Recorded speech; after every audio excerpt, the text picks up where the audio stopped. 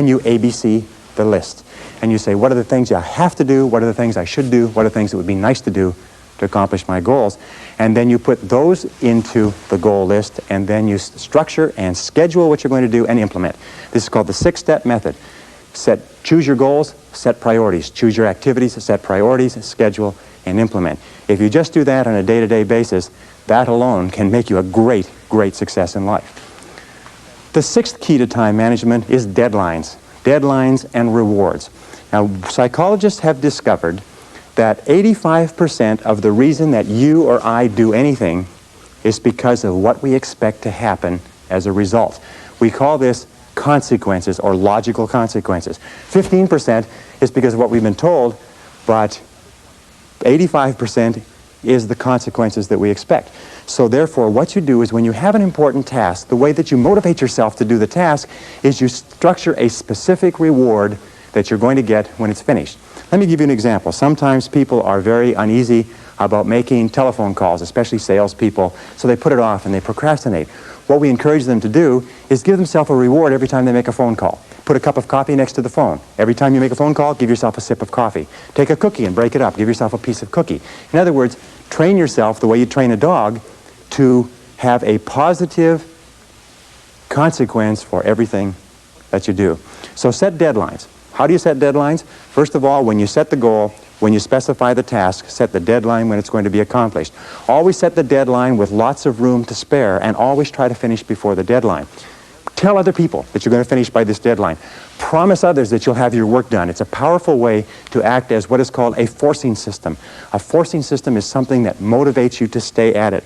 Because if you don't set a deadline and give yourself a forcing system, you fall into the trap of what is called Parkinson's law. Now, Parkinson's law says that work expands to fill the time allotted for it.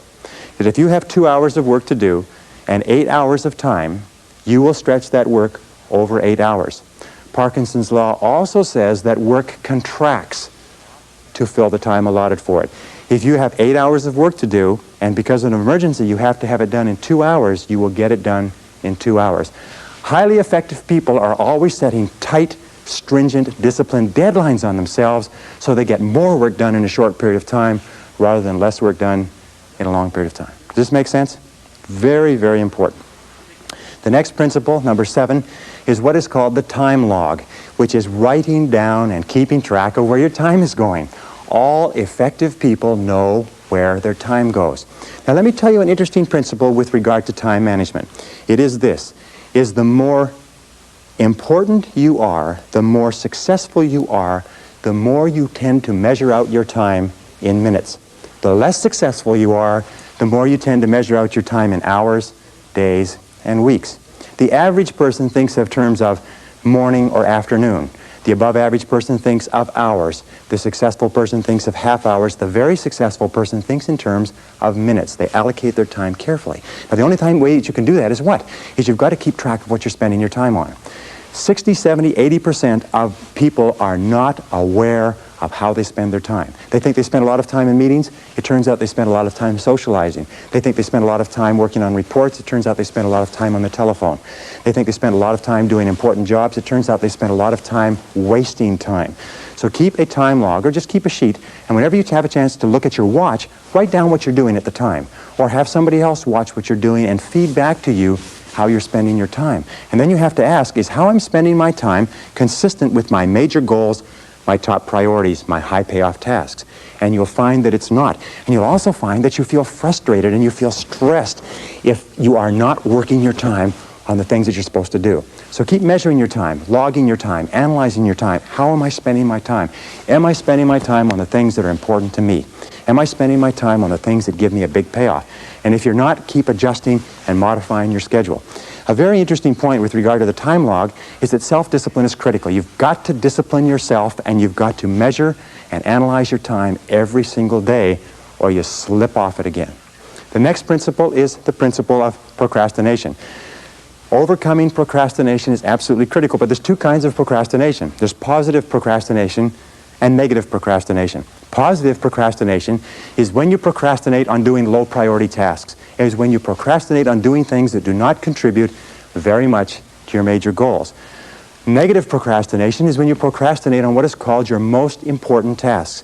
Now, there's an interesting point, is that their tasks are either urgent, which means they have to be done now, or they are important, which means they don't have to be done now, but they have a very high impact on your future. We have a natural tendency to always do what is urgent rather than what is important. Important tasks are seldom urgent, and urgent tasks are seldom important. So you overcome procrastination with a very, very simple method. It was developed by W. Clement Stone when he was a young man. He built a fortune of $500 million, and this is one of the central principles of his life. It's simply this. Every morning when you get up, say over and over to yourself, do it now, do it now, do it now, I do it now, do it now. Whenever you have this tendency to procrastinate, program your subconscious mind with this automatic conditioned command, do it now, do it now, do it now. The key to overcoming procrastination is to develop a sense of urgency. Be the kind of person who gets things done quickly. Be the kind of person who launches fast on a task. One of the ways to launch fast on a task is to take the task and break it up, what is called salami slicing it. Slice a piece of salami. You don't try to eat a whole loaf of salami, you just eat it one slice at a time. Take your task and break it up into small pieces and do one piece at a time. Say over and over to yourself, do it now, do it now, do it now. Do you know that less than 2% of the population have a sense of urgency? And that there is not an example of a successful person anywhere who does not have a sense of urgency? That if you just develop a sense of urgency, when somebody gives you a task, that you get on it and do it fast, that alone will move you into the top ranks in a very short period of time. In a study done amongst 104 chief executive officers 2 years ago, they asked what would be the qualities that would put a person on the fast track in their career. You know the conclusion they came back to with? 2 qualities. Number 1, the ability to set priorities, to choose what was relevant over what was irrelevant. And number 2 was the ability to get the job done fast. If all you did was this, set priorities and get the job done fast, that alone would cause you to stand out from 80 to 90% of the people that you work with. Number 9, delegate. Delegate everything that you possibly can. Now, what does delegation mean? Delegation is very simple. What it means is this, is that whatever your hourly rate is, let us say your goal is to earn $50,000 a year. If you work 8 hours a day, that's $25 an hour. You got that? So you're a $25 an hour person. Now, the only way you can make $25 an hour is if you do $25 or more work. And the only way you can do $25 an hour or more work is if you take anything that can be done by anybody who earns less than you per hour, 20, 15, 10, 5, and so on, and delegate, outsource, have somebody else do it. The most valuable resource in the world today is productive time.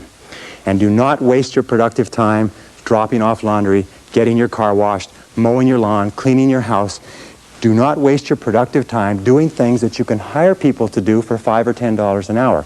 Use your productive time on tasks that are more expensive, of higher value. Delegate everything that you possibly can. In fact, its general conclusion is this, is that if you cannot delegate, if you cannot get other people to do things of lower priority for you, you cannot grow, you cannot develop, you cannot be successful. You may be successful running a shoe shine stand, but that's about the limit of it. Delegation requires one key word, clarity. Clarity. The reason people don't delegate is because they've delegated and other people have dropped the ball. But the major reason why people don't fulfill the task that you've given to them is because of lack of clarity. So when you delegate, here are the keys. First of all, think through what you want done. Write it down. Second of all, pick the right person to do it. Don't give a major task to an incapable person. Third of all, make it crystal clear what you want done and when you want it done. And fourth of all, check, review, inspect, keep on top of it to make sure it is done on time. Never assume that anything will be done on time. I read something years ago, a great sign. It said that assumption lies at the root of all foul-ups. Never assume that anybody or anything will be done on time unless you check on it yourself. Okay, the next principle, number 10, is meetings. Meetings are an absolutely essential part of human life. We spend 75% of our time outside of our home and inside our home communicating with other people. It's absolutely essential that we meet. Meetings are very, very productive uses of time, but 50 to 70% of meeting time is wasted. I read a statistic recently that says that the average person spends 3 to 5 years of their life in meetings. The average business person spends 25% of their day in meetings and is wasting more than half of that time. So here are some of the keys to using meetings as an effective business tool. Number 1 is have a purpose for a meeting. Make sure that it's crystal clear at the beginning what the purpose of the meeting is. If you are the person organizing the meeting, when you start the meeting, you say the purpose of this meeting is. And if you are not, when you sit down, you ask the person who is chairing the meeting, what is the purpose of this meeting? You look upon a meeting as an investment. Take the time, the dollar value of the time of each of the people at the table, and look upon it as an investment of that many dollars in time. Best way to save time in meetings is what? Is don't go at all. If you can possibly avoid a meeting, don't go to it. If there's no need for you to be there, get the report on what happened later. Second thing we do when you do go to meetings is make sure that there's an agenda. An agenda is like a list. It's a track to run on. If the chairperson doesn't have a list, offer to put together a list or an agenda for them. Even if you just write it out and photocopy it, it's better than no list at all. Deal with the most important items first. When you have finished your contribution, ask if you can be excused. And start and stop the meeting on time. Now, what's the biggest time waster in meetings? In my estimation, it's two things. The meeting goes off track and the conversation becomes irrelevant. Or second of all, people wait until the latecomer shows up. So here's the basic rule with meetings, is always assume that the latecomer is not coming at all and start the meetings punctually. Start and stop the meetings at the specified time. Say the meeting will start at 8, end at 9, and at 9 o'clock, wrap up the meeting. Fair? Okay, that's how you handle meetings, and there's a lot more to it than that, but your skill, your ability to work well in meetings is a critical part of good time management.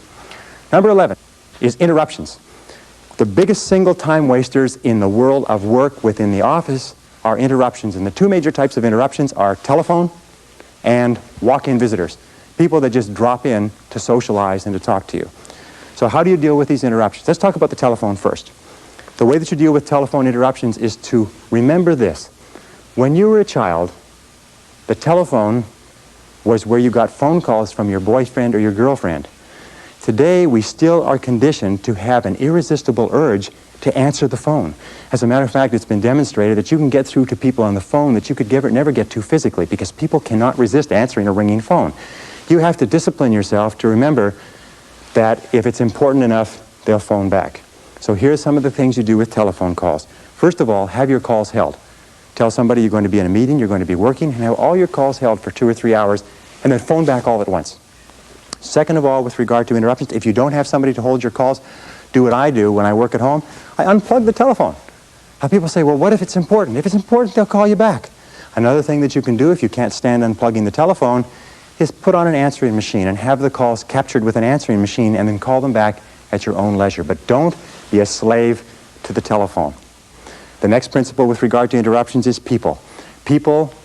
Most people are time wasters. That's the basic rule. Most people are time wasters. They waste your time, they waste their own time, they waste other people's time, and you have to be alert to it. So when a person comes in and they want to talk, they drop in without notice. The very fastest way to get rid of a person is to stand up when they walk in. If you stand up and stay standing up, they won't sit down.